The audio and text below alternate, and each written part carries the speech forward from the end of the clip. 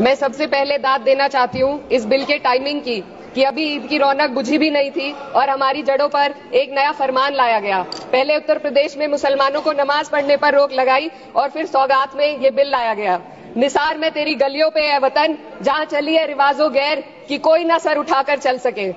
मैं सभापति जी आपको ये बताना चाहती हूँ कि ईद के मौके पर एक विधवा महिला अपनी लड़की के साथ मेरे पास आई और उसने बताया कि वह एक वक्फ की प्रॉपर्टी में रहती है, वही उसके सर पर छत का काम भी करती है और उसकी रोजी रोटी भी वहीं से आती है।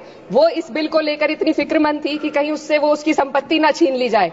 वो अकेली एक ऐसी महिला नहीं है, ऐसे लाखों लोग हैं जो वक्फ की गरीब महिलाएं जो वक्फ की संपत्ति से अपना रोजगार चला रहे हैं। और ये जो वक्फ बाय यूजर क्लॉज के हटाने से लाखों वक्फ की जायदाद अपना स्टेटस खो देंगी और लाखों लोग इसी तरीके के लोग सड़कों पर आ जाएंगे। वक्फ क्या है, वक्फ बाय यूजर क्या है? इसका ये मतलब है कि कोई जायदाद अगर सालों से दीन और भलाई के कामों के लिए इस्तेमाल हो रही हो तो वो खुद ब खुद वक्फ मानी जाएगी। हिंदुस्तान की अदालतों ने भी इस बात को तस्लीम किया है।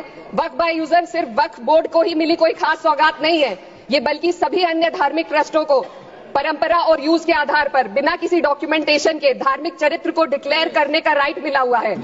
भारत के संविधान के आर्टिकल 13 क्लॉज 3 में कस्टम और यूसेज को कानूनी वैधानिकता प्रदान करता है। इसी आर्टिकल से वक्फ बाय यूजर भी निकला गया है। इस बिल के कानून बनने पर वक्फ बोर्ड तो इस प्रोविजन से हाथ धो बैठेगा, लेकिन अन्य धार्मिक ट्रस्टों को यह सुविधा जारी रहेगी। इससे भारतीय संविधान के आर्टिकल 14 और 15 का सीधा उल्लंघन है, जो धर्म और जाति के आधार पर भेदभाव और कानून के सामने सभी की बराबरी पर जोर देता है। मैं इसके साथ ये भी कहना चाहती हूँ कि सत्ता के लोग जो एक दूसरे की पीठ थपथपा रहे हैं कि वक्फ बाय यूजर का जो अमेंडमेंट इन्होंने दिया उसको एक्सेप्ट कर लिया गया है, लेकिन इनकी शरारत यह है कि उसके साथ ही एक ऐसा प्रोवाइजो इसमें शामिल किया गया जिसके आधार पर यह कहा गया है कि अगर कोई भी वक्फ की संपत्ति विवादित हो तो वो अपना वक्फ स्टेटस खो देगी। तो जो अमेंडमेंट इन्होंने दिया है जिसको एक्सेप्ट कर लिया गया है उसका कोई मतलब नहीं है, ये इनकी नीयत है जो साफ जाहिर हो रही है। सोने पर सुहागा एक काम और किया है, सरकार ने वक्फ की कानून के सेक्शन 107 को हटाकर लिमिटेशन एक्ट में 12 साल तक ही किसी के खिलाफ अदालत में जाने का प्रोविजन है। सेक्शन 107 में बोर्ड को लिमिटेशन एक्ट से राहत मिली हुई थी। वक्फ बोर्ड कभी भी अवैध कब्जाधारियों के खिलाफ अदालत जा सकता था। अगर ये सेक्शन ना हो तो अवैध कब्जा करने वाले लोग कानूनी प्रक्रिया का फायदा उठाकर वक्फ की प्रॉपर्टी को हड़प सकते हैं। अन्य धार्मिक ट्रस्टों पर भी ये लिमिटेशन एक्ट लागू नहीं होती, तो फिर वक्फ बोर्ड के साथ ये सौतेला रवैया क्यों किया जा रहा है? धर्म को देखकर दोहरी नीति क्यों अपनाई जा रही है? सेक्शन 107 और वक्फ बाय यूजर को अगर एक साथ पढ़ा जाए तो इससे लाखों वक्फ की प्रॉपर्टी पर कब्जा किया जाएगा। इसलिए यह बिल मुसलमान की भलाई का नहीं बल्कि उनके वजूद और विरासत को मिटाने का बिल है।